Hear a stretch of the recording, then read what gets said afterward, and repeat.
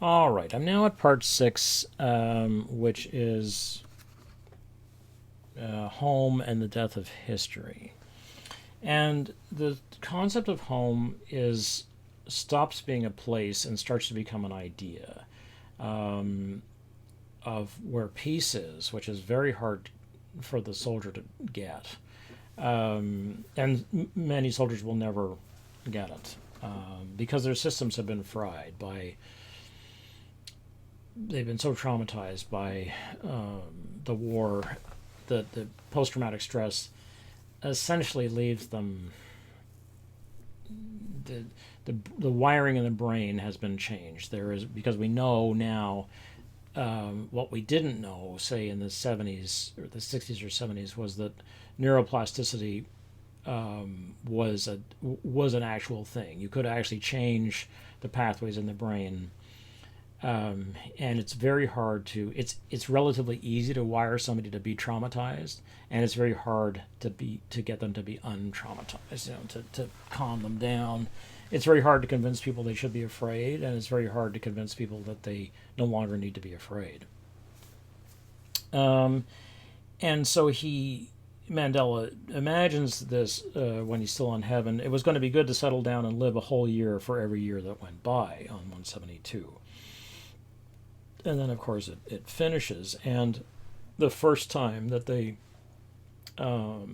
return to the military, he says, I couldn't shake the feeling that we were going home because, this is page 160, because the military is the only stable thing that they've had now, and the relationship, of course, between the couple.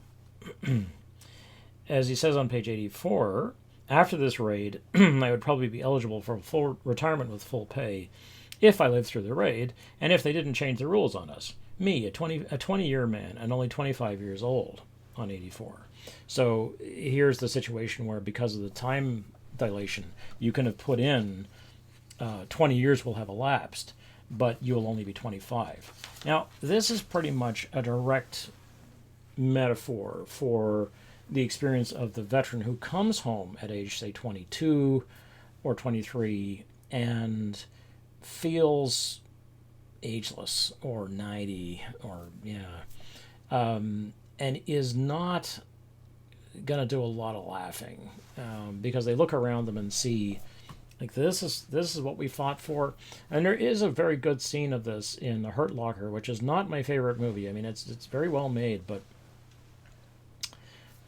anyway, there is a good scene where the Jeremy Renner character, Sergeant James, at the end of the film comes home, and he has presumably been sent to buy cereal.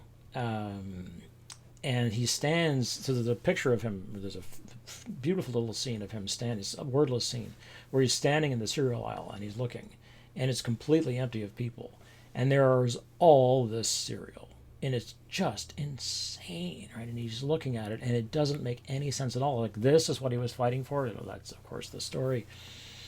And he eventually just chooses a box of something, and he's obviously enraged. I mean, he's a calm guy, but on his way out, he hits one of the displays. Like, he's just, he doesn't have any time for this.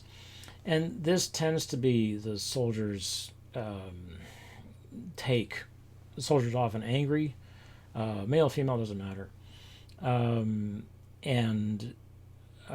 feels that civilians don't get it, and they don't, right? Of course they don't. I mean, they don't get it because they haven't been, So it's a different. In the same way, we could argue, I suppose, that the soldier no longer gets what it is to be a civilian, and may never again. Yeah.